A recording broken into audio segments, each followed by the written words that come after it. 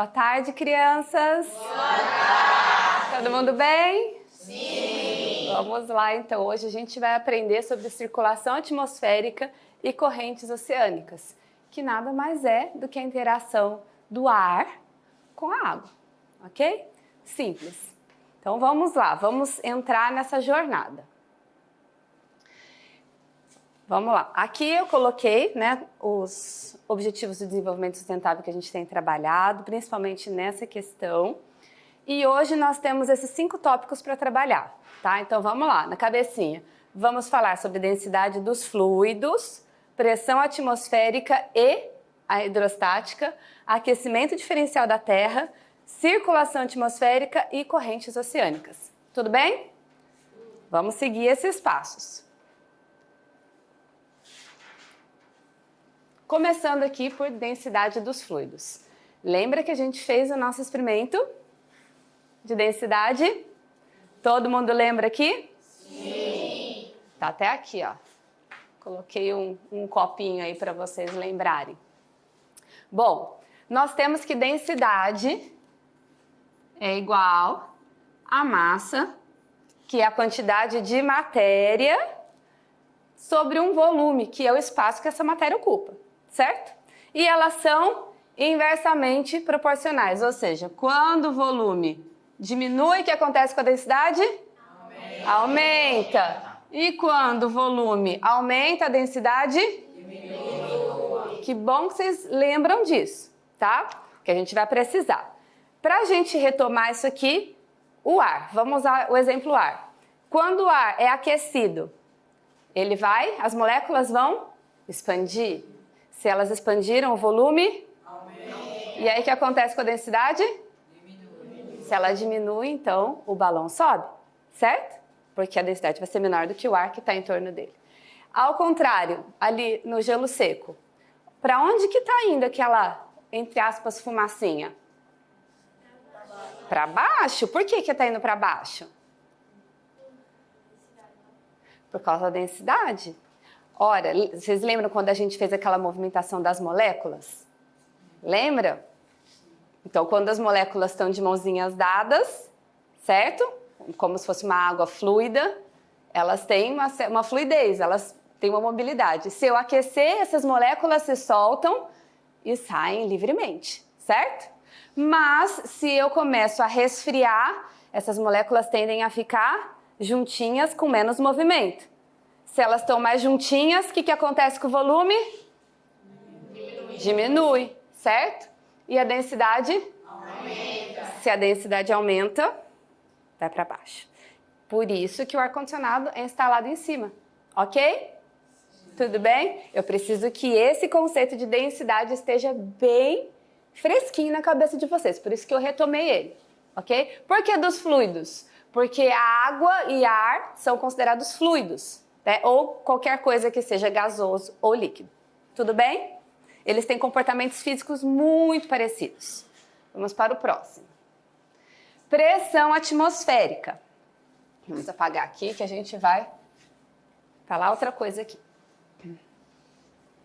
Aqui vocês podem ver um gráfico. Não vamos nos assustar com gráfico. A gente tem que se habituar porque gráfico a gente vai ter em tudo na vida, seja na medicina, na economia, na educação.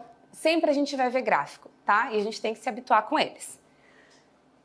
Olha aqui, eu coloquei ainda uma setinha, que daqui para cá vai aumentando, ou seja, daqui para cá vai diminuir, tudo bem?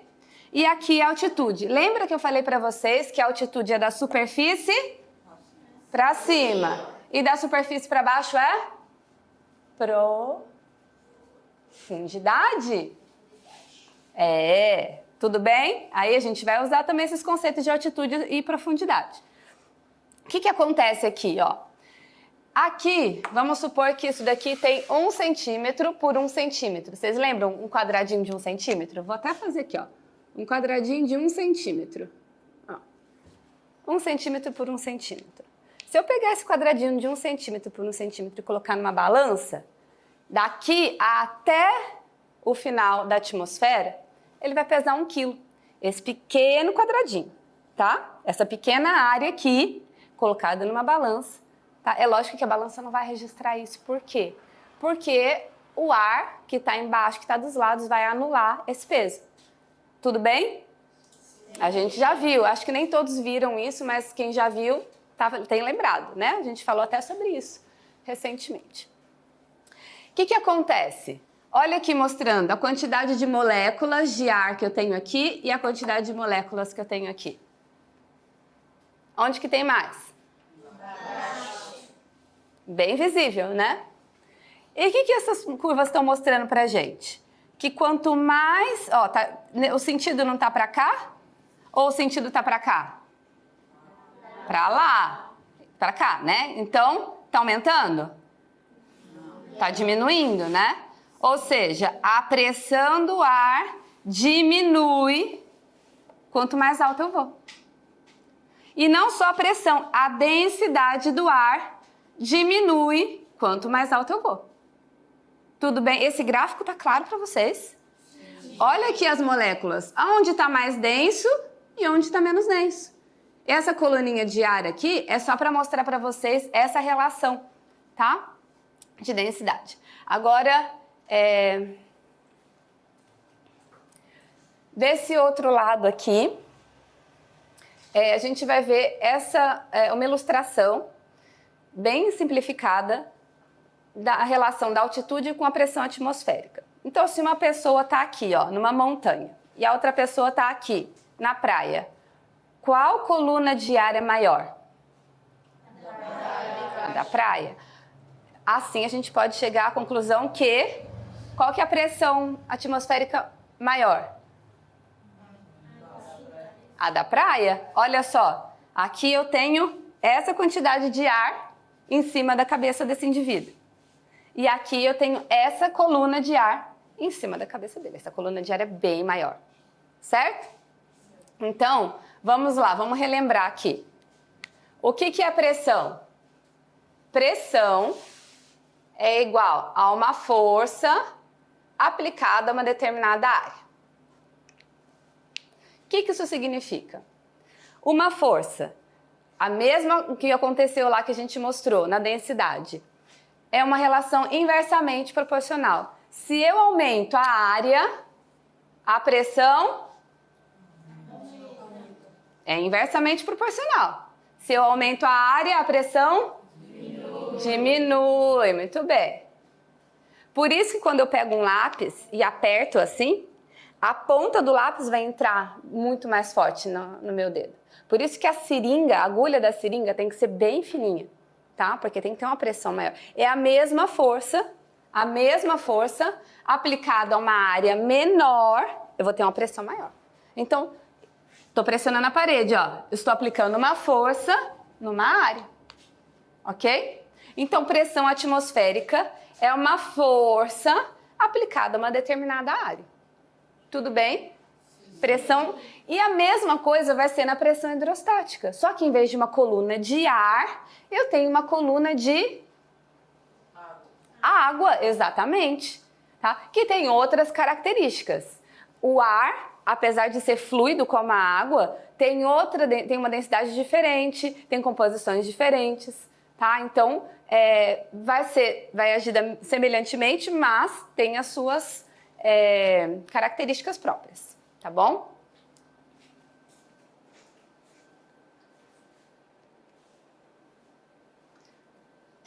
Olha só. Vocês conseguem ver essa pequena camada aqui? Sim. Azulzinha? Isso daqui é a atmosfera da Terra. Tá? Eu estou mostrando essa imagem para vocês terem noção, isso é um pôr do sol, né? Noção de quão fininha essa camada é. E essa camada ela é responsável pela vida na Terra. Tá? É essa camada que mantém as condições propícias para a gente ter vida em todos os lugares da Terra. Porque até dentro dos vulcões a gente tem vida. Vida bacteriana, mas vida, ok? Então, conseguiram perceber isso aqui? Sim. Parece muito, muito fininho. De fato é. Mais um motivo para a gente cuidar. Porque qualquer coisa que a gente altere aqui vai mudar muito na nossa vida. É por isso que é tão importante a gente ter consciência das mudanças climáticas. É por isso que as mudanças climáticas afetam o mundo inteiro, porque o espaço que elas têm para acontecer é muito pequeno, tá bom?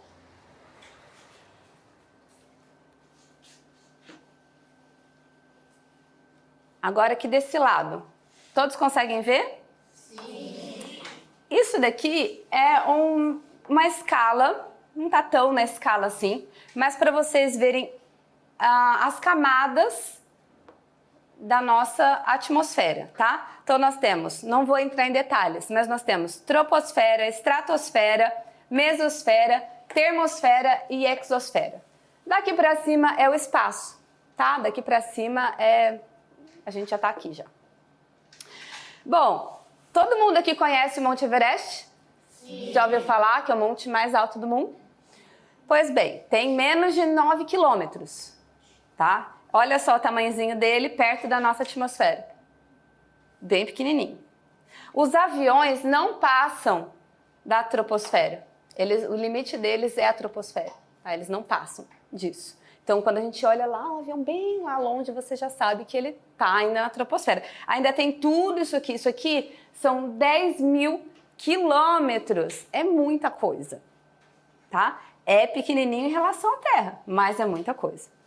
Aqui, ó, nessa estratosfera, onde fica a camada de ozônio. A tão falada camada de ozônio? Todo mundo sabe? Fica aqui, nessa estratosfera, tá? Aqui onde a gente vê as estrelas cadentes, que na verdade são os meteoros. Aqui é onde ocorre a aurora boreal, onde estão os foguetes, tá? Onde os foguetes entram em órbita, ok? Então, quanto mais a gente sobe, menor vai ser a pressão atmosférica, até chegar num ponto que a gente nem tem mais ar. Tudo bem para vocês? Então, aqui nós estamos tratando sobre extensão da atmosfera.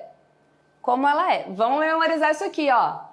10 mil quilômetros. Tá? Pode falar. Professora, eu fiquei em dúvida. A senhora já reparou que o foguete, ele sobe, né?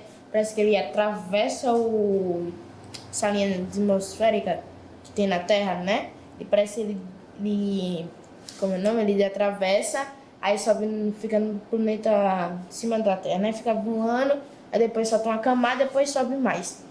Você já reparou isso? Já reparei, justamente para ele, porque aquele monte de aparato é para dar propulsão, mas também dá mais peso para ele, né? A gente viu que não é bem peso, peso é a força, aumentar a massa dele. Então, para que ele consiga fluir, para que ele consiga executar o que aquele foguete tem que executar e chegar na altitude que ele precisa liberar aqueles restos, aquelas coisas que são indispensáveis, tá? Que foi só para dar propulsão para ele sair daqui da troposfera.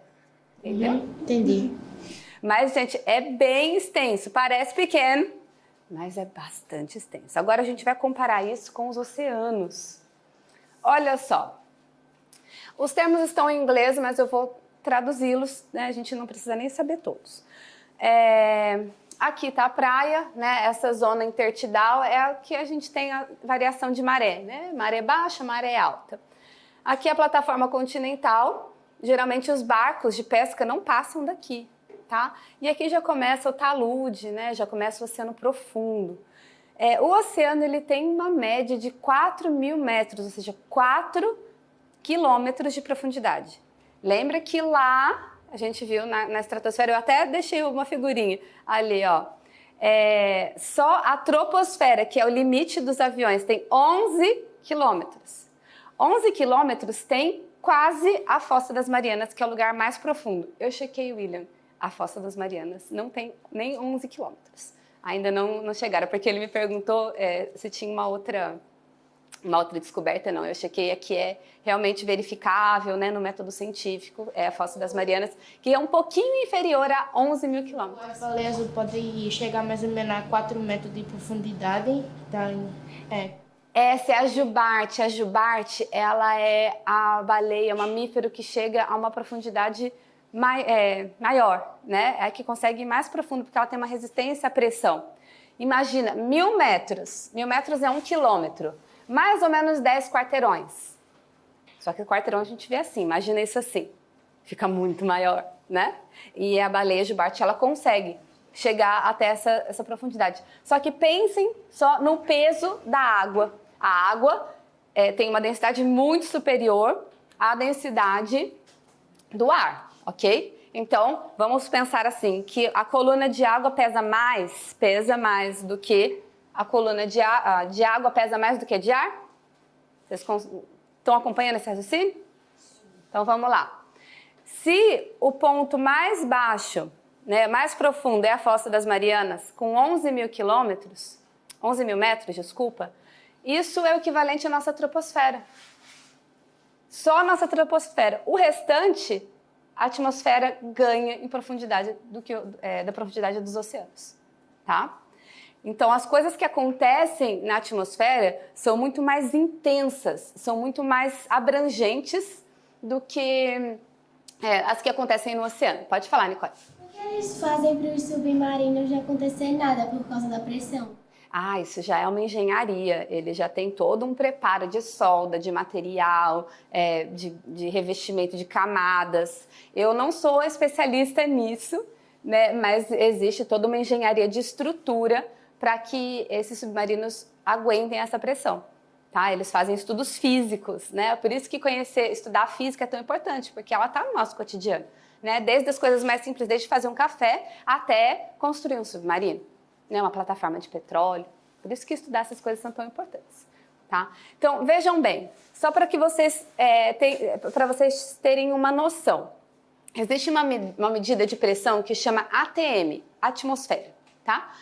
No nível do mar aqui, é uma base, é 1 ATM, uma atmosfera. No Monte Everest, é 0,14 ATM. É muito pouquinho, é quase nada, né? Como se você dividisse a reguinha lá de 0 a 1, várias vezes pegar só um pedacinho. É isso que é a atmosfera lá, bem pequenininho, ok? Agora, na Fossa das Marianas, são 1.100 atmosferas. Olha a diferença, daqui é 1, lá é 1.100. E no Everest é 0,14, só para vocês entenderem como que isso varia, tá? Então a pressão, o que é que determina a pressão também? Vocês lembram da gravidade? Lembram? Vamos lá. Então vamos falar assim. Força, peso é igual a massa vezes a aceleração da gravidade. Lembra que a professora ensinou vocês que eu posso falar, eu peso 47 quilos, mas não é o correto. A minha massa é 47 quilos. O meu peso é a força que o meu corpo faz na Terra, porque essa massa é multiplicada pela aceleração da gravidade, que aqui é aproximadamente 10 metros por segundo quadrado. Lembram disso? Lembra que a gente fez aquele experimento dos pêndulos? A gente também fez um exemplo sobre uma bolinha de papel e uma caneta. Aí qual ia cair mais rápido? Caiu mais rápido a caneta, mas só que a bolinha de papel caiu mais devagarzinho, porque tem muita pouca massa na bolinha de papel. Eu acho que você se confundiu aí. Lembra que quando a gente fez com ela aberta aconteceu isso? Mas quando a gente amassou a bolinha de papel, ela caiu junto com a caneta? Porque a força da gravidade, na mesma altitude, ou no caso aqui na mesma profundidade, ela é a mesma, independente da massa, tá? A força da gravidade, ela é muito mais, ela interfere, ela influencia muito mais, a aceleração da gravidade, ela interfere muito mais na força do que a massa, tá? Lembra que eu falei, se eu soltar essa bolinha e uma melancia, elas vão cair juntas? Desde que eu faça isso na mesma altitude, tá? Ok, aqui para vocês, já entenderam a dimensão de cada ambiente que a gente vai trabalhar? Agora a gente vai entrar no assunto propriamente dito, tá? Então, a primeira coisa que a gente precisa entender, que a Terra ela é aquecida, principalmente pelo Sol, tá? Principalmente não, pelo Sol, só que ela tem um aquecimento diferenciado. Por quê? Porque ela tem continente e ela tem água. Vocês já perceberam que quando vocês estão na praia, qual que é mais quente? A areia ou a água? Quando a gente está assim, tipo, meio-dia? Areia. Então, a areia, ela tem um aquecimento diferenciado da água do mar? Ou é igual? Diferenciado. E isso interfere no aquecimento da Terra. Por quê? Eu tenho continentes e eu tenho oceanos. E eles não são direitinhos, eles são todos irregulares, certo? Isso vai interferir. Então, o que acontece aqui? Eu tenho essa radiação chegando, essa radiação solar chegando na Terra e aquecendo a superfície. Lembra que eu falei para vocês, como essa radiação, ela se propaga, ela não precisa de uma matéria para se propagar, por isso que ela se propaga no vácuo. Não existe ar no universo, tá? É um vácuo, ausência de ar. Quando eu puxo assim, para tirar o ar de um saquinho, vácuo, tá? E ela se propaga. Quando ela chega na Terra, ela aquece a superfície. Vocês lembram que a gente falou sobre isso? E a superfície aquece o ar. E aí a gente vai ter essas diferenças. Por quê? Uma parte da radiação solar aquece a água e outra parte aquece a Terra, o continente. Já dá para inferir aí que não vai ser igual, né? Então vamos avançando aqui. Olha só.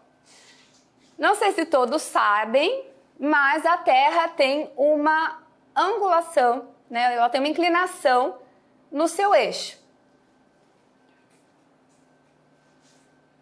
Isso daqui, esse eixo, ele é imaginário, tá? Não existe essas agulhinhas aqui no nosso planeta. Tudo bem?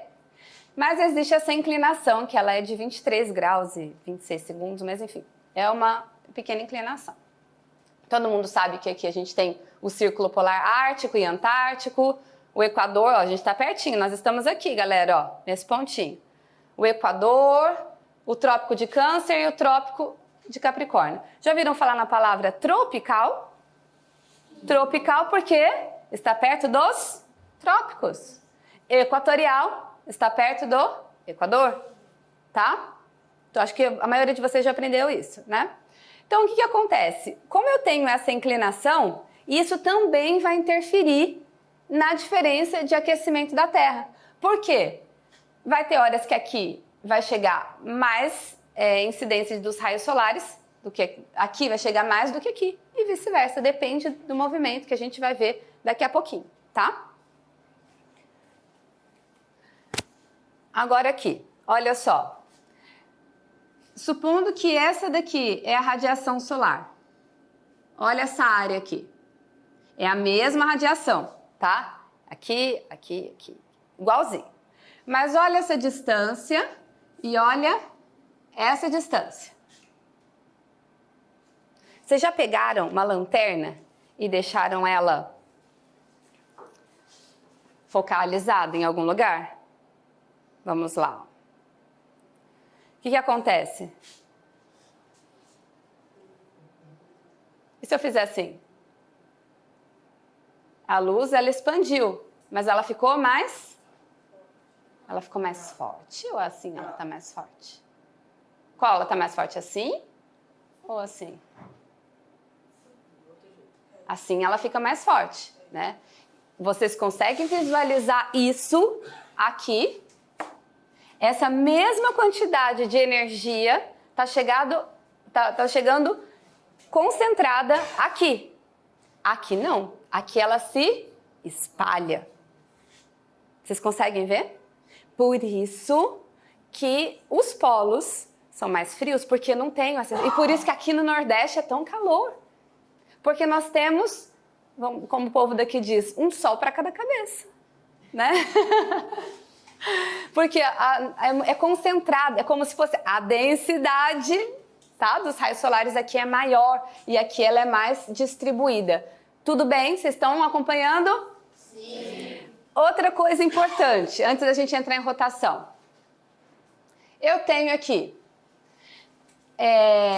que existe também uma radiação que volta. Quando eu falo radiação, vocês imaginem aquelas ondinhas de calor chegando, tá? Que é a radiação, não é calor propriamente dito, mas é aquela onda eletromagnética. Mas só para vocês visualizarem. Essa radiação chega na Terra, parte é absorvida e parte é refletida, tá? Seja pela atmosfera ou pelos polos. Existe uma coisinha que chama albedo. Albedo vem de alba, né? Que quer dizer branco, brancura. Então, albedo é a capacidade de refletir. O que reflete mais? O preto ou o branco? O branco, né? Por isso que a gente estava aqui, esse quadro estava refletindo a luz. Né? Se fosse um quadro preto, ele ia refletir muito menos. O preto, ele absorve, o branco, ele reflete. Aí você pensa, o que tem nos polos? O que tem muito nos polos? Gelo. Que cor que é o gelo e a neve? O que acontece com a luz que chega ali? Derrete. Ih, então a gente não tem mais gelo? O que acontece? Acabei de falar que o branco faz o quê? Reflete. Se o branco reflete, então em vez de eu ter um aquecimento daquele lugar, naturalmente falando, tá? Não estou considerando as mudanças climáticas aqui, estou explicando o conceito físico, tá? Porque a gente também está tendo derretimento das geleiras. E é importante a gente conhecer isso, né? Então o que acontece? Se eu não tenho geleiras, eu não vou ter esse albedo. O albedo, ele faz parte, o albedo é a capacidade de refletir, tá? Todo mundo entendeu isso? Sim. Então, nos polos, essa radiação chega e volta, como se fosse um espelho. Ela chega e volta. Muito pouco fica ali. A absorção da energia do Sol nos polos é muito baixa. Por isso que é tão frio. Além de chegar a uma quantidade de energia menor. Então, a radiação que sai pela reflexão é maior do que a que chega. Se eu gasto mais dinheiro do que eu ganho, eu fico pobre não, eu fico endividada, né? Certo? Não é assim que funciona? Se eu saio gastando, é a mesma coisa. Chega menos energia e sai um montão, então fica negativo, por isso que ali é muito frio. Já aqui, um lugar que chega um montão de energia, também tem muitas nuvens, e a gente vai estudar isso na circulação atmosférica, a gente vai entender por que tem muitas nuvens. Quem aqui já viu, já sentiu quando chove e tem as nuvens em cima? O que acontece? Quando chove, tá bem quente, aí chove, o que acontece? Como que vocês se sentem? Não, sem física, pura vivência. Tá aquele calorzão, de repente fecha o tempo e chove, como é que fica? Fica fresquinho ou fica abafado? Fica abafado. Quando tá muito, muito quente. Eu não tô falando quando vai chegando devagarzinho. Quando tá muito quente, de repente dá aquele toró. Por quê? É como se formasse ali uma sauna, né? Tá tudo quente, o chão tá quente, chove e esse calor não consegue sair. Por quê? As nuvens em cima não deixam. E isso acontece aqui também. As nuvens aqui não permitem que essa radiação saia. É isso que a gente chama de efeito estufa, tá? É o efeito estufa natural. Isso é bom. Desde o ponto de vista natural, isso é bom pra gente, porque senão a gente ia ficar congelado, tá? Estão entendendo o aquecimento diferencial da Terra? Beleza? Alguma dúvida? Posso prosseguir? Sim. Agora a gente vai entrar na feijoada, hein? Tem certeza? Posso?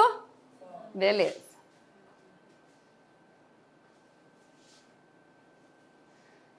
Aqui eu vou explicar para vocês rapidamente como é a rotação da Terra. Lembrando que a rotação da Terra, ela acontece em 24 horas, que é o equivalente a um dia. É um movimento que a Terra gira em torno do eixo dela, né? Assim. Tudo bem? Só que ela tem uma inclinação, então ela gira. Quem aqui já viu o peão girando?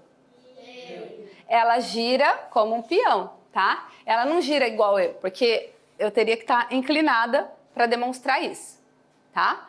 Esse videozinho vai esclarecer isso para vocês. Olha só como que a Terra gira. Ó, ela vai girando assim. Percebem? Trava não. Esse é o movimento de rotação, tá? É por isso que a gente tem o dia e a noite. Então, um dia e uma noite, né, equivalem ao movimento de rotação. Acho que ele deu uma travadinha, mas vocês conseguiram visualizar?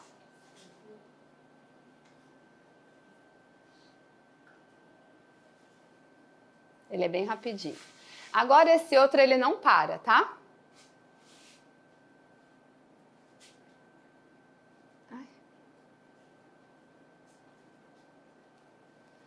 Aqui é o movimento de translação. Ele já demora 365 dias. Isso equivale a um ano, tá? Pode falar. Por que a rotação da Terra não interfere Tipo, a Terra não gira inclinadamente? Por que a gente não gira como a Terra?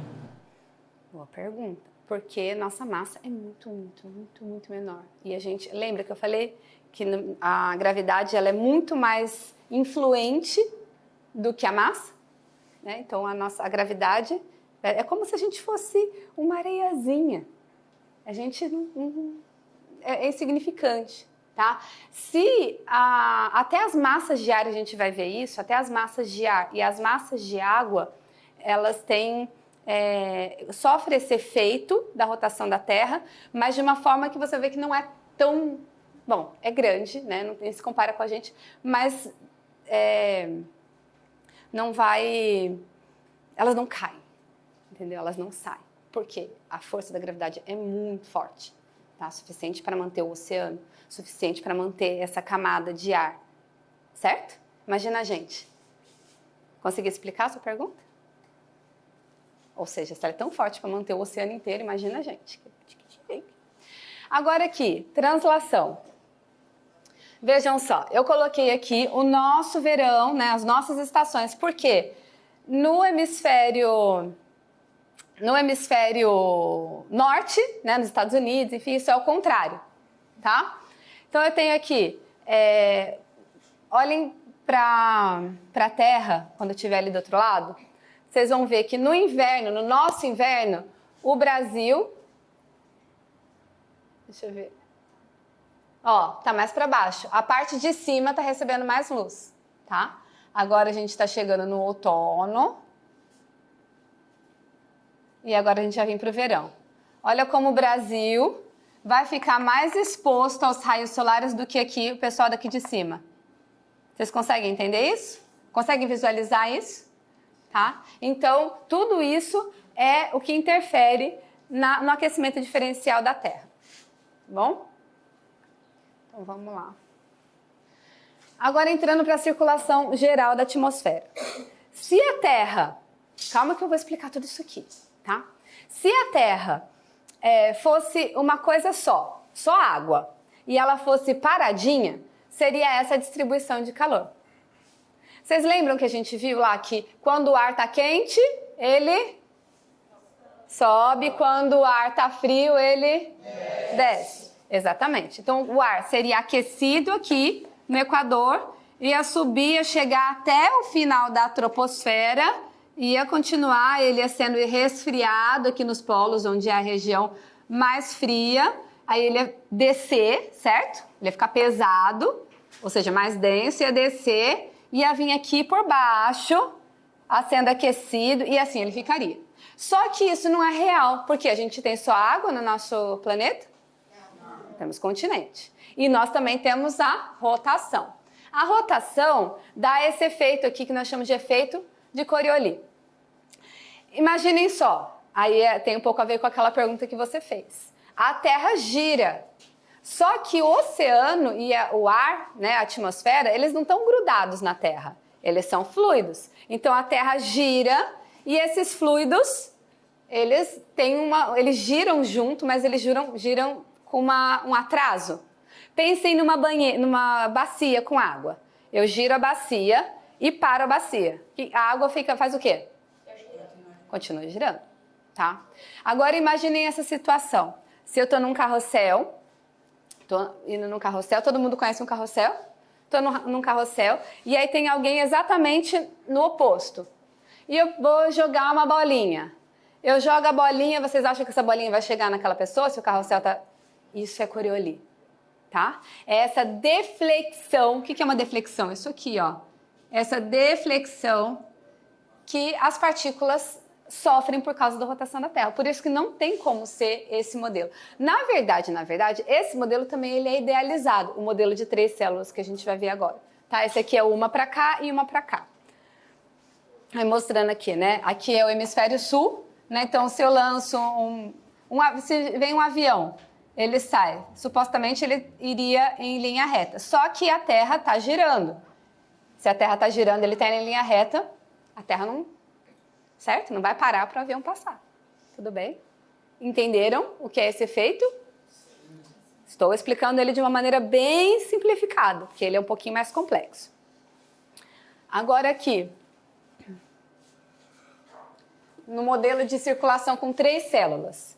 O que eu tenho aqui? E a gente vai ver uma animação para vocês enxergarem isso bem melhor, tá? Eu tenho exatamente a redistribuição do calor, né, dos polos, do Equador em direção aos polos, tanto no hemisfério sul como no hemisfério norte. Só que isso acontece em 3 células diferentes, não daquele jeito.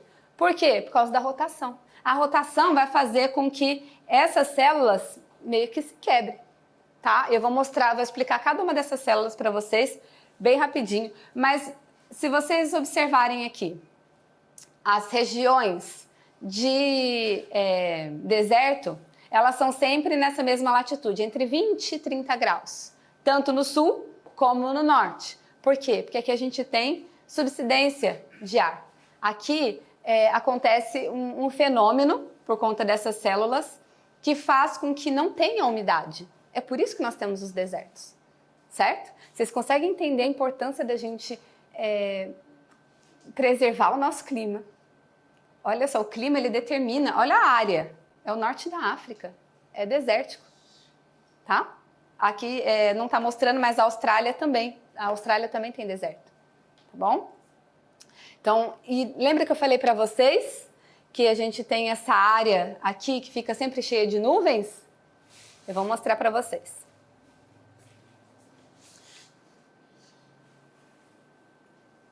Essa área, vocês conseguem ver, ficou bem pequenininho, né? Mas acho que dá para vocês verem essa corrente de nuvens aqui. Vou mostrar com o cursor. Conseguem ver aqui? Que dá a volta todinho. Ela não está exatamente no Equador, porque, como eu disse, existe uma diferença. Tem lugares no hemisfério norte, tem muito mais terra do que no hemisfério sul. No hemisfério sul tem mais mar, certo? Então existe essa questão no balanço do calor na Terra. Mas essa zona de convergência intertropical, entre os trópicos, intertropical, ela determina a formação dessas nuvens. E é essa zona que vai causar as maiores chuvas. Então, quando num lugar chove muito, é por conta da influência disso, tá? A zona de convergência intertropical, tá bom? Agora eu vou mostrar um videozinho aqui para vocês, uma animação 3D. Esse aqui é aquele primeiro modelo que eu falei, de uma célula, né? Uma célula para cima, uma célula para baixo. Então, o calor, olha aqui, ó, no Equador, onde está mais quente, o ar fica menos denso, sobe até chegar à troposfera, e aí ele começa a ser resfriado, ele vem aqui, vai sendo resfriado aos poucos. Quando ele chega aqui, ele já está muito denso, então o que vai acontecer? Vai subsidir, ele vai descer, tá? E vai tomar esse caminho. Isso aqui seria se a Terra fosse toda água e não tivesse movimento, tá bom? Agora, quando a gente enxerga a Terra em movimento, ó, percebam que a Terra está girando. A Austrália aqui, ó, olha só o desertão que tem aqui. O que acontece? Eu tenho, basicamente falando, para vocês entenderem, essa célula esquenta essa esquenta essa, tá? Essa esfria essa esfria essa. Grosso modo, tá? Como isso é feito? Com aquelas explicações físicas que eu já falei para ti. Aqui, da mesma forma, essa célula aqui é chamada de célula de Hadley, porque foi o cara que propôs o primeiro estudo a respeito disso. Então, o ar quente vai subir, vai ser resfriado. Quando chega aqui, essa aqui é a célula de Ferrel. Vocês não precisam decorar isso, tá? Eles vão se encontrar, são duas massas de ar frio. Massas de ar, não, desculpa. São duas correntes de ar frio. Quando elas se encontram, elas vão descer, tá? Por quê? Isso aqui está mais frio do que isso aqui. Mas está mais frio. Desculpa, isso aqui está mais frio do que isso, mas está mais quente do que isso aqui. Tudo bem? Ficou muito confuso para vocês? Vamos dizer, qual que é o lugar mais quente, mais frio? Os polos. Esse aqui não tão frio e esse aqui quente. Tudo bem? Então, quando eu falar mais frio ou menos frio, pode ser assim. Se eu falar 16 graus, é mais quente, é frio pra gente, mas vai ser mais frio, mais quente do que 4 graus. 16 graus é frio, mas vai ser mais quente do que 4 graus, tudo bem? Então, bora lá. Vamos lá, galera. Vocês estão entendendo mesmo? Sim. Então, vamos lá. Cadê as perguntas? A professora sempre fala, se não tem pergunta, não estão entendendo. Vamos lá. Eu sei que é complexo, mas eu sei também que vocês têm capacidade de entender isso, tá? Isso aqui, essas células, elas nada mais fazem do que trazer o calor daqui para cá. E elas dão características para cada um desses lugares. Como eu falei, aqui vai chover muito, aqui vai ser seco, aqui vai chover muito, tá? Igual aqui. Inclusive, tem um lugar aqui, eles chamam de latitude dos cavalos, porque antigamente, ali, como não tem muito vento nesse lugar, os navios ficavam pesados e não fluíam. Sabe o que eles faziam com isso, Ana Paula? Sabe o que eles faziam? O navio ficava muito pesado. E eles não podiam jogar comida fora, nem a carga. Eles jogavam os cavalos para poder ficar mais leve, tá? Isso eu tô falando na época das navegações. Ou então comiam os cavalos, para que pudesse, porque não tinha a corrente oceânica ali é fraca e os ventos também são fracos, tá?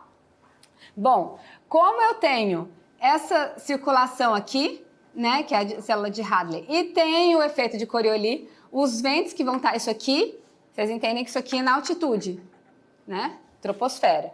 Isso aqui é na superfície? Claro para vocês? Ou não tão claro? Vocês estão entendendo? Sim. Isso daqui vai encontrar com essa outra, essa célula vai encontrar com essa, e esses ventos que vão ser formados aqui, eles vão tomar essa deflexão. São os ventos alísios. Esses ventos que a gente sente aqui, constante, sabe a época de vento?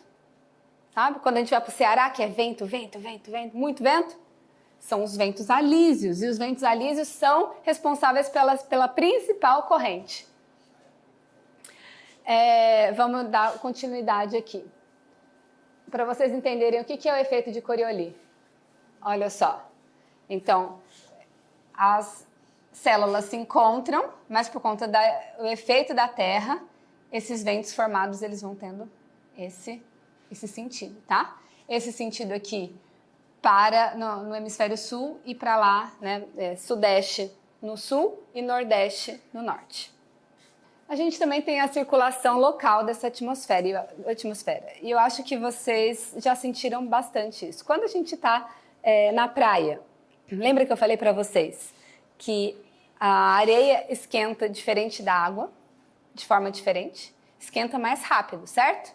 Então, durante o dia, eu vou ter a brisa marítima. O que é isso? O ar que está aqui em cima da areia vai esquentar mais do que o ar que está aqui na água, porque a água está mais fria em relação à areia. Se esse ar esquentou, a densidade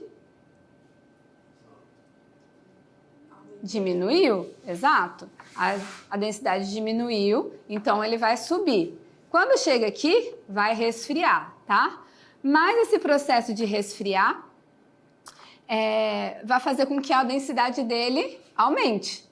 Se aumentou, vai descer. E quando isso acontece, quando fecha esse ciclo, que é o mesmo da circulação global, tá? A gente chama isso de convecção, vem essa brisa, tá? Que é nada mais do que um ar mais denso tomando o lugar do ar que subiu, que estava menos denso. Não pode não existir ar, não pode não ter um vácuo. Então, se o ar sobe, algo tem que ocupar esse lugar. E esse algo é um ar mais frio. E aí vem essa brisinha gostosa no meio do dia. A brisa terrestre que acontece à noite é ao contrário. A areia, né, no caso, ela esquenta mais rápido, mas ela também esfria mais rápido. Tudo bem? Se ela esfria mais rápido, vai acontecer o contrário. A água vai estar mais quente em relação à areia. Por isso que é tão gostoso tomar banho de mar à noite, né? Parece que a água está mais quentinha, não é? Exatamente. Então, o que acontece? Aqui, a água vai ser aquecida. A água vai aquecer o ar que está acima, a densidade vai diminuir, vai subir, certo? o processo inverso. Subiu, vai ser resfriado, vai descer de novo porque aumentou a densidade. Quando isso sobe, o ar mais frio tem que tomar o lugar. E aí a brisa já é o que os surfistas chamam de terral, né? Que é o vento que sopra do continente para o oceano. Então deixa as ondas mais empinadinhas, deixa as ondas mais em pé, tá bom? Então vamos lá, eu só trouxe assim, um contexto local para vocês. A gente falou de circulação global e essa é uma local. Agora as correntes oceânicas. Aqui é que a gente vai amarrar tudo, tá? Aqui que todos os conceitos que a gente falou até agora vão fazer sentido para vocês, para entender as correntes oceânicas. Tá? O que é que impulsiona as correntes oceânicas? Os ventos, que a gente acabou de estudar, e as diferenças de densidade da água.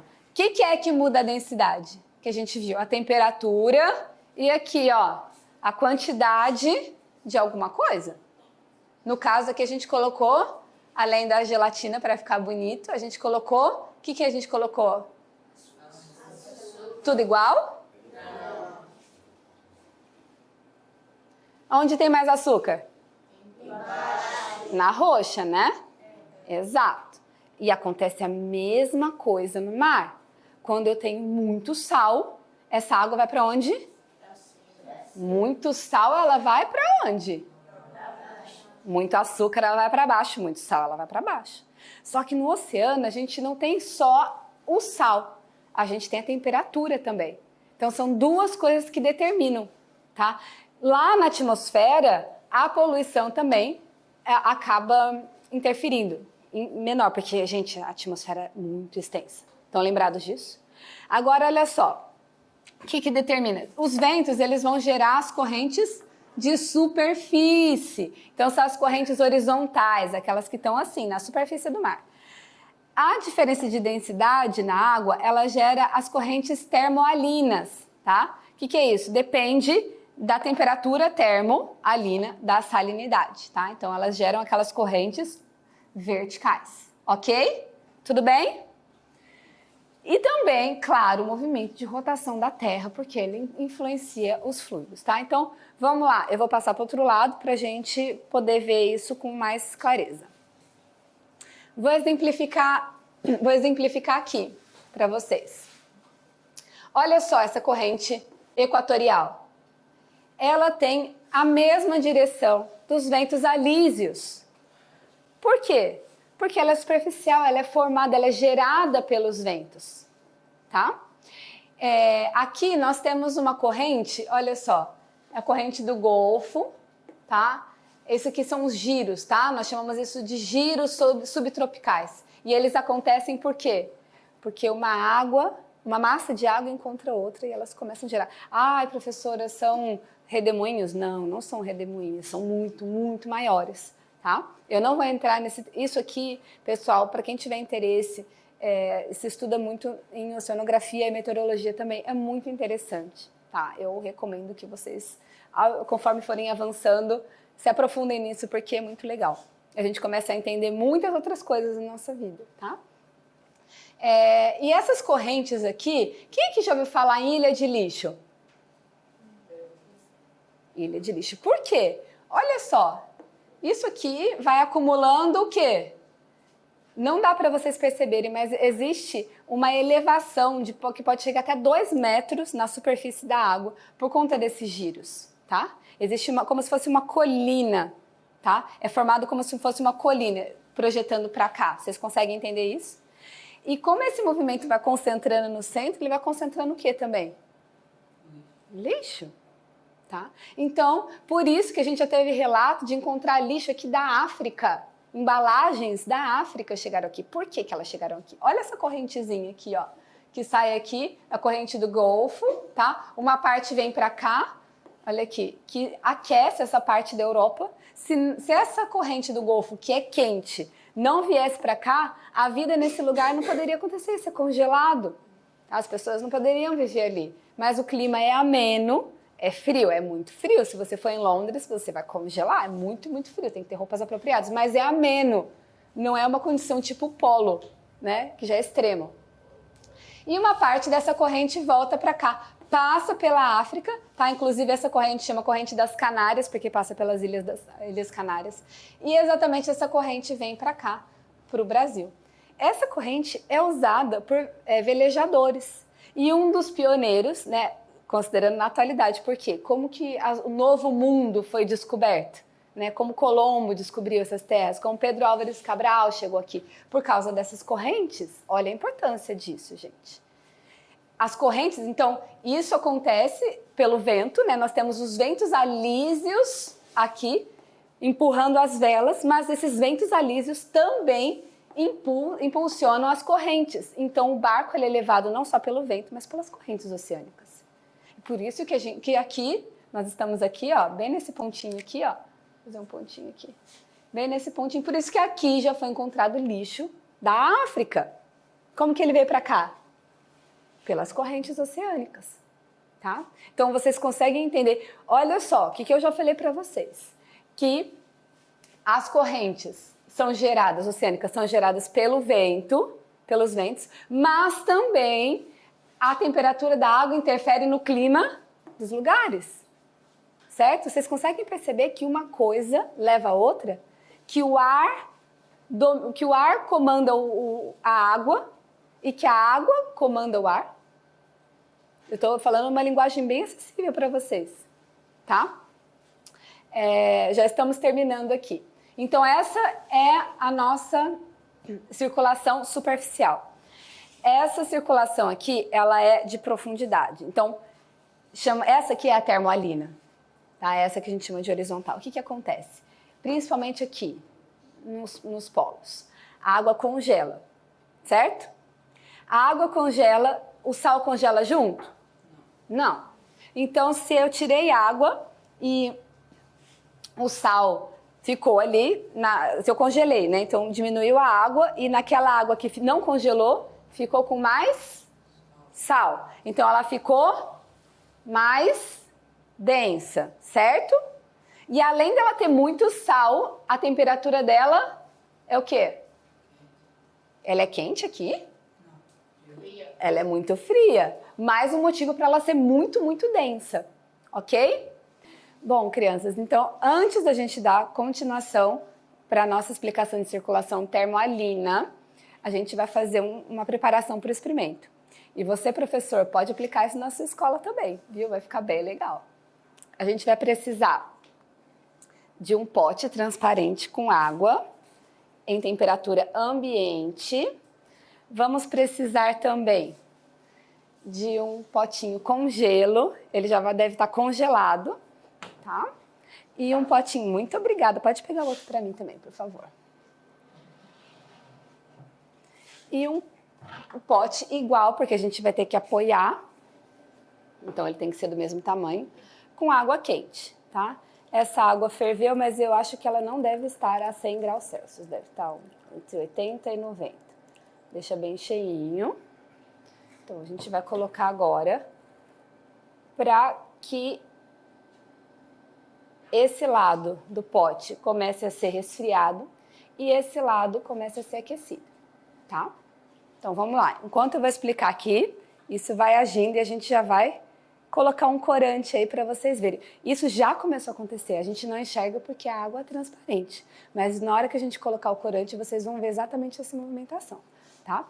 Voltando aqui, então, a corrente termoalina, ela começa a acontecer nos polos, né? Então, eu tenho o congelamento da água, isso faz com que a água ali, em torno desse gelo, ela fique com mais sal. Bom, se ela tem a temperatura bem baixa e tem muito sal, a densidade dela é muito alta. Se a densidade é alta, o que acontece? Afunda ou flutua? Afunda. Quando essa água muito densa afunda, o que vai acontecer? Ela vai empurrar a que está lá embaixo. E ela, ao empurrar, vai conduzindo uma circulação horizontal. Então, olha só, ela começa aqui, né? Cadê? Ela começa aqui, aí ela vai vindo, vai sendo aquecida, ó, ela tá passando no Equador. Ela vai sendo aquecida e resfriada, tá? Essa corrente, ela é muito devagar, tá? Ela é muito lenta, mas ela acontece. também é responsável pela manutenção do clima, tá? É por isso que a gente tem essa redistribuição do calor na Terra, ela acontece tanto pela atmosfera quanto pelos oceanos, tá? É por isso que é tão importante, gente, a gente entender essas coisas. Como que a gente vai cuidar disso? Vocês são os líderes do futuro. Como vocês vão entender, como vocês vão ser bons tomadores de decisão se vocês não entendem, se vocês não têm esse conhecimento? Tá? Isso aqui é bem básico, o que eu estou passando para vocês é bem básico. Se a gente se aprofunda em cada uma dessas coisas, é maravilhoso. Eu sou uma entusiasta do conhecimento. Bom, agora para a gente visualizar, né, tudo isso que a gente falou, a gente vai fazer esse experimento, né, que é a nossa atividade. Então, o objetivo é demonstrar essa circulação de massa de água e de ar, porque tem o mesmo comportamento, né, por causa da densidade. No caso da temperatura, né, lembra que na água do mar não é só a temperatura, é a salinidade, então é a quantidade de sal nela que determina se ela vai ficar mais densa, né, ou menos densa ou mais densa. Tá? Para isso a gente precisa de um pote com água em temperatura ambiente, um pote pequeno com gelo, um pote pequeno com água quente e um corante. Eu vou utilizar aqui um corante alimentício, tá? Mas pode ser feito com anilina, desde que preparado previamente, tá? Dissolvido em um pouco de água. E esse corante vai fazer a mágica, né? Por causa desse corante que a gente vai verificar essa circulação, tá? Então, antes da gente colocar o corante, qual lado a água está mais densa? Acertou. Mais densa. Exato. E menos densa? Então, o que está acontecendo com essa água aqui? Tá ficando mais gelado. E ela está indo para onde? Pra baixo. Sim, ela já está embaixo, né? Mas ela está indo para onde, você acha? Eu acho, o que vai acontecer vai ser aqui.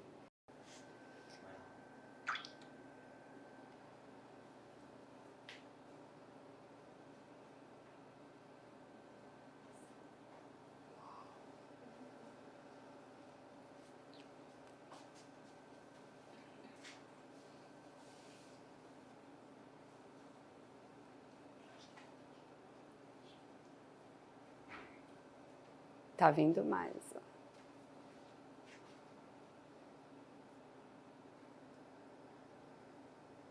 Acho que eu vou colocar um pouquinho mais de corante.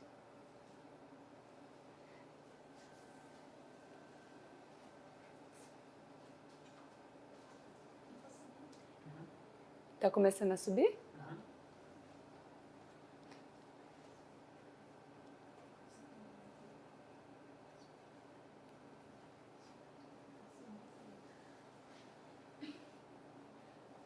Inclusive, a gente pode até observar a difusão, né? Isso acontece muito no oceano. A difusão, quando a gente faz aquele chá de saquinho, né? E a gente coloca lá o sachê dentro da água quente, as essências, as propriedades daquele chá, ele vai sendo difundida, né? Vai ocorrendo a difusão. E aqui a gente vê exatamente a difusão, né, do corante. E ele segue, ó, é lento, tá? É um processo lento, até porque a gente está usando fontes que não são... Aqui é muito gelado, ali é uma água quente, né? Mas talvez se tivesse algo aquecendo como um fogo, seria mais rápido. Isso acontece exatamente igual na atmosfera. Tanto na circulação local, como a gente viu das brisas, como nos oceanos, na circulação termomarina. Isso aqui vai começar a vir por cima para cá.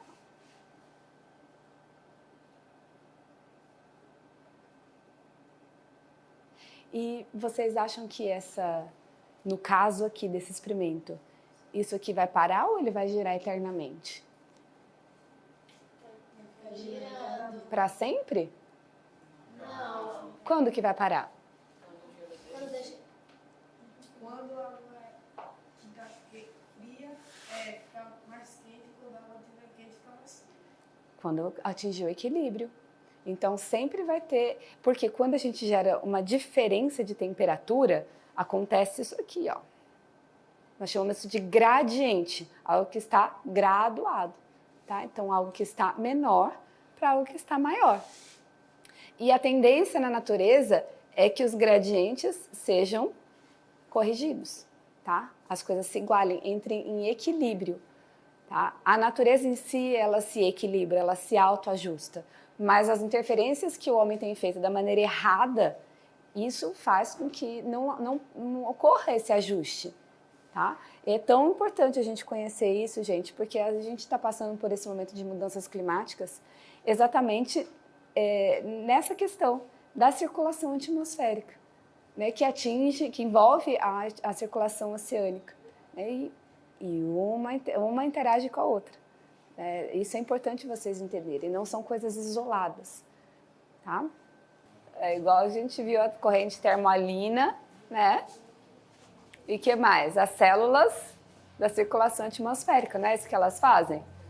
Se esquentam lá no Equador e vão se esfriar em direção aos polos, certo? Nesse mesmo movimento que vocês estão vendo aí. Mas a dos oceanos também é bem lenta ou é mais rápida? Ela é lenta. A circulação termoalina, ela é muito lenta, tá? As correntes superficiais, elas são mais rápidas. São as correntes superficiais que trazem o lixo, na verdade, que levam os velejadores, tá? Essa daí a gente considera que essas correntes, elas podem acontecer em diversas camadas. Essas camadas são chamadas de massas de água. Vocês já ouviram falar massas de água e massas de ar? Nem na previsão do tempo, no jornal? Uma massa de ar fria toma conta. O que é isso? Exatamente, é uma quantidade de ar que está escorregando em cima de outra, ou de água, né? É como se vocês pegassem uma torradinha, passassem requeijão e colocassem mel por cima. Vocês vão ver, gente, isso é fabuloso, de tão gostoso que é. Vocês têm que comer rápido, porque o mel, ele escorrega em cima do requeijão, por conta da densidade ser diferente. E as massas de ar e de água, acontece a mesma coisa. Elas deslizam uma pela outra. Por isso que nós temos várias camadas. Olha, eu poderia dar uma sessão de aula sobre isso. A gente falaria de transporte de Ekman, nós falaríamos sobre ressurgência. Isso tem a ver com pesca, tá? Porque aqui nós somos, nossa dinâmica, aqui a dinâmica, o comércio daqui de Baía Formosa, ele gira em torno do quê? Da pesca, tá? Então vocês conseguem entender o impacto local que a circulação global tem? Qualquer interferência, por exemplo, o El Niño é uma interferência, certo? O El Niño, o quê? Os ventos alísios ficam fraquinhos e aí eu não tenho já essa movimentação das correntes, a água gelada que precisa chegar lá no Peru não chega, então a água gelada ela traz nutriente, ela vem de lá de baixo trazendo nutriente, tá? Isso a gente chama de ressurgência, a água lá de baixo, fria, ela ressurge aqui, cheia de nutrientes. E os peixes, o fitoplâncton, as algas, amam isso. Se tem mais fitoplâncton, se tem mais alga, tem mais peixe. Se tem mais peixe, todo mundo tem mais comida e mais dinheiro. A economia gira. Então, vocês conseguem entender o impacto que isso tem, né, no mundo. Isso acontece muito no Peru, por isso que chama El Niño, né? Porque acontece sempre em dezembro, então eles chamam El Niño relacionado ao menino Jesus, por conta do Natal, né? Hoje é um termo científico. E tem a laninha, que é ao contrário. Em vez dos ventos alísios ficarem fracos, eles ficam muito fortes. Bom, crianças, tudo que a gente fez aqui, isso tudo que a gente aprendeu, é muito importante para a gente saber como as mudanças climáticas, como as nossas atitudes em pequena escala geram impactos em grande escala, tá? Então, essa parceria que o Projeto Suel fez com a jornada ISD, né, e com a SD Kids, vai possibilitar esse conhecimento chegar em outros lugares do Brasil. E quanto mais pessoas tiverem acesso a esse conhecimento, quanto mais pessoas saberem a importância da circulação atmosférica, a importância da circulação oceânica, como isso afeta a nossa vida diretamente, melhor. Por quê? Porque a gente vai poder tomar as atitudes certas, desde o ponto de vista local, cada um, certo? A gente tem que se educar primeiro. Lembra que a educação torna a gente o quê? Mais humano. Nós começamos a ter mais percepção das coisas que nos rodeiam, né? E a gente consegue ativar a nossa mente para ter ideias. Como a gente vai ter novas ideias se a gente não tem conhecimento daquilo que acontece, tá? Então, eu acho que isso é essa é a grande contribuição que a gente pode dar, né, através dessa aula, da participação de todos vocês aqui e propagar esse conhecimento para outras pessoas. Bom, crianças, agora a gente vai ver na prática e na praia o que a gente aprendeu lá na sala de aula e a gente verificou naqueles experimentos, né? Então, essas ondas que os nossos surfistas vão surfar, elas são formadas pelo vento, certo? Então, bora lá!